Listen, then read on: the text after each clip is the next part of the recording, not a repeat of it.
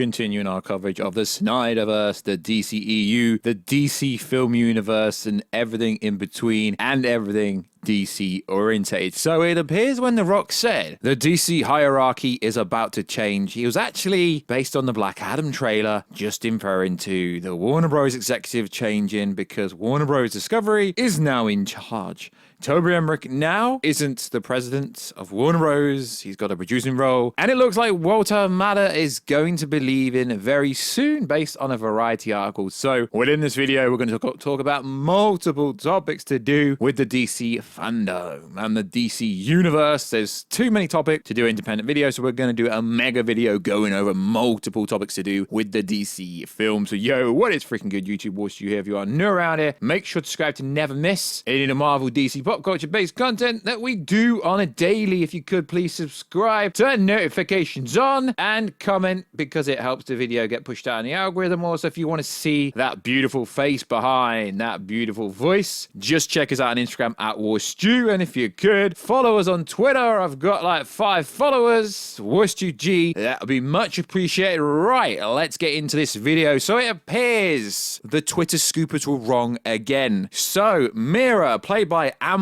Heard, has been cut. I've seen this video literally everywhere. In fact, we freaking made that video. I might have to delete it now because it appears to be wrong. So there's been another test screen for Aquaman. Just got confirmation the latest Aquaman 2 test screening that was held today still has Amber Heard from start to finish. Probably Warner Bros. Is testing the waters with the public. Now the trial is over. Screen time approximately 20 to 25 minutes. Aquaman and the Lost Kingdom. So let me get this straight. She was going to have, careful spoilers, I don't want to ruin your life. She was going to have Arthur Curry's son and then be killed off according to Twitter scoopers. And the most recent test screening said she's in it for literally 20 to 25 minutes. I understand. It's actually very complex to remove a character from a scene without removing the whole scene. But when we have these Twitter influencers that think they know everything, saying these things, and then the test screening has even more Amber Heard Mira in it. Now, don't get me wrong. I really like the character Mira, not the person who plays Mira. Let's tell the difference, because a lot of you people can't tell the difference from an actor playing a role and a person in real life. Mira, the character, is a freaking savage. She needs to be in a DCEU, and personally, I don't think they should kill her off because Mira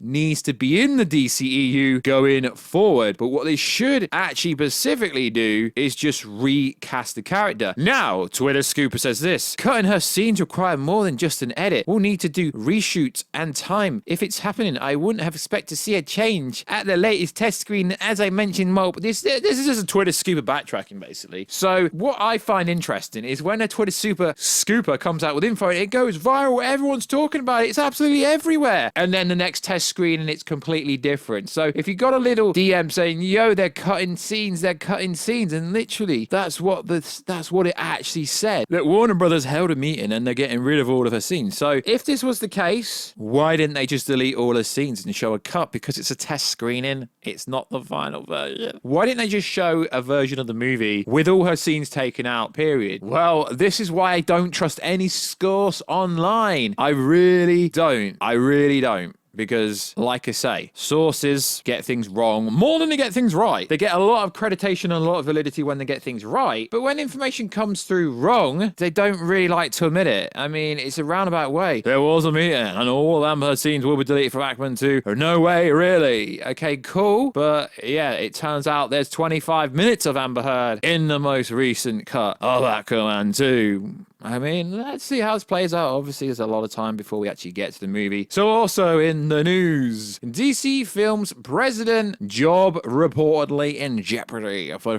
two frustrating reasons. Now, we don't need to tell you this. The failure of everything, literally. I mean, I guess you could say the Joker was somewhat successful. Aquaman was somewhat successful. And also the Batman, but is 800 million successful for a Batman movie? Not really. So it reads like this. According to a recent report from Variety, Walter Hamada may be in danger of losing his job as president of DC Films for two frustrating reasons. Oh my god. So if Toby's gone, if Ann Sernoff is gone, if Jason Keeler is gone, and if Walter Hamada is gone, does that mean the SnyderVerse is restored? restored. Not exactly. In fact, not really at all. So David Zaslav has pretty much put a cap on HBO Max productions at $35 million. So are they going to make Justice League 2 and 3 at $35 million with Ben Affleck and Henry Cavill and Gal Gadot? Not even close, bro. Not even close. Warner Brothers Discovery CEO David Zaslav is reportedly frustrated with DC Films' theatrical output as he believes has been inconsistent and the popular comic book brand has been underused. Well, literally everyone has said this. The newly appointed executive is also supposedly frustrated with the lack of plans as the studio has been slow to put out sequels to the most popular releases like Man of Steel 2013. Yeah.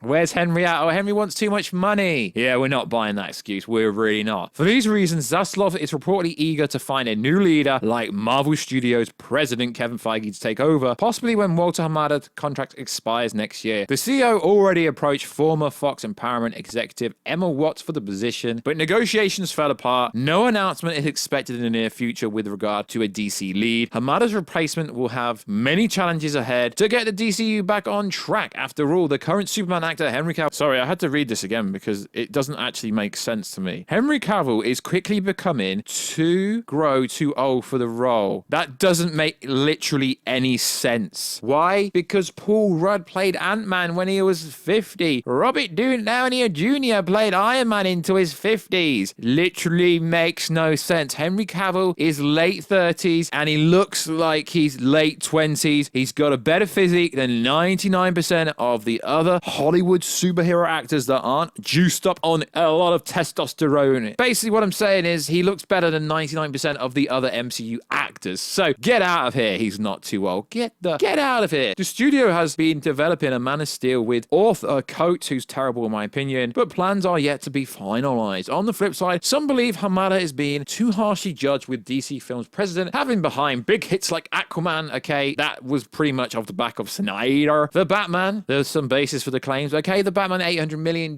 not exactly good seeing as it had a stellar cast. Is the DCE doomed to fail? There is no denying the DCU has struggled for a formula of a cohesive direction. Well, let's be honest, lads and ladettes, there was a cohesive direction, but the studio got involved and the studio did a complete rewrite of the Justice League movie and released a Sweden cut, and they literally did a really expensive reshoot for no reason. And the reason there is no cohesive universe is because executives like Ann Sernoff, okay, maybe not really her, Walter Hamada and Toby Emmerich got involved during everything, literally. So it's doomed because the executives started stepping in for no apparent reason. Generally speaking, any sense of connective tissue in the DCU has been lost since Zack Snyder's departure. Yeah, bring Zack Snyder back. Okay, that could potentially happen, but there's a bigger kind of thing here. So the DC hierarchy is changing. Okay, so The Rock basically told us that they're getting rid of some executives. Cool. But the bigger issue here is the flush, as it's being called now, the Flash, as Ezra Miller has caught himself in another, now this is the worst one ever, and I don't specifically want to mention what I'm referring to, but it looks like that Variety article that came out last week saying they're not going to recast the Flash Ezra Miller is true, but it's looking like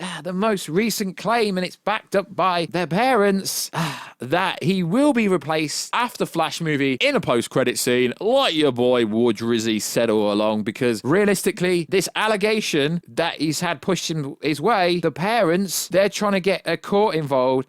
And to me, it looks like there has been grooming going on. Why would you invite a minor to the set of a movie? And why would you, any adult age, why would any adult invite a minor to the set of a movie and then become busy friends with them? Makes literally no sense. So the Flash movie is going to have it's going to be a freaking PR nightmare. It really will. Now, if WB Discovery or Warner Bros. does not get rid of the Flash Ezra Miller, if I was Warner Bros., I wouldn't personally let Ezra Miller attend any press for that movie. Just have him come back into the new universe at the end of the movie with a recasted Flash, or better yet, kill off that version of Flash and bring in the likes of Bart Allen or Wally West or something like that. Yeah, cool. We don't technically need Barry Allen in the Flash universe. It could be Bart Allen, could be Wally West. Hell, bring Wally in. He's pretty popular in the comic books. He's been introduced in the Flash TV show. He's widely known as Kid Flash. That would be cool. That gets rid of this Ezra Miller keeps getting himself enthused drama, but his most recent drama is so freaking big that the Flash page that apparently reports all Flash-based news, for some reason, I was flicking on the page on Twitter, and to be honest, they are quite good at covering news related towards the Flash. But for some reason, they're not touching this story. This was literally trending on Twitter. Even the Daily Mail US, the Daily Mail UK, it's a TMZ-based story, and this will have mammoth ramifications for the Flash movie. It is not allowed. I mean, yeah, sure, innocent to proven guilty. It's not looking good for him, and it's just damaging the Flash movie. It really is. Warner Bros. That is mean. Warner Bros. Every time Ezra Miller's trending, and then it's a guy looking like he's at his end. I mean, it doesn't make any sense, really. Why Warner Bros. Haven't officially said anything yet? Because it ain't looking good. This makes the Hawaii crimes look like nothing, and it will keep getting worse and worse and worse until something has been done. So I will put on in the title somewhere, Ezra Miller the Flash is done, or some variants of that, because I honestly believe he is done as the Flash now. This cannot go on. Is it Walter Hamada's job to step in? I mean, he tried to get rid of Amber Heard Mira. That didn't really happen. I mean, it looks like Walter Hamada's going to be gone. As we know, technically Walter Hamada isn't in charge anymore. He's reporting to DeLuca, but it ain't looking good. And The Rock also said that he's committed 100% to building a Black Adam universe and building the greater DCEU, which is freaking cool. But one interesting thing is the Black Adam universe. The trailer for me, why I didn't do a video on it is because I'm a really big fan of Black Adam from playing the Injustice games. It didn't do anything for me. I mean, cool. Yeah, it shows Black Adam killing people. Okay, we know that. He's an anti-hero. We get that. But it didn't even look like it was set in the Shazam universe. Superman's got to be involved. I keep teasing it on Twitter, but it's got to happen. It really has got to happen. So, also in the news, how Dwayne Johnson improvised Shazam with one phone call. So, Dwayne Johnson, faithful call. So, in a recent interview, Black Adam star Dwayne Johnson and producer Harun Garcia talked about the project and used to look like how its current alliteration helped improve Zachary Levi's Shazam. The original plan, maybe 5 or 6 years ago, I think, was to tell two origin stories of Shazam and Black Adam in the same movie. That's what we had worked on. The script was delivered. When we all read the script, I immediately felt like we have to separate these two movies. We have to honor Shazam and that origin story and what that is. And what that could be for the fans. We also have to tell our story too, as well. I think separating this with the majority of the world not knowing who Black Adam is, if you weren't a serious comic book fan, it was important. I think to separate them and tell each story respectively. Now that is pretty cool, because yeah, cool, we could have gotten both in the same movie, which we will ultimately. Shazam, The Rock, and Superman all have to go toe to toe. And as we know, Black Adam has magic. Superman has low resistance to magic. Everyone keeps saying Superman's weakness is magic. Not actually true.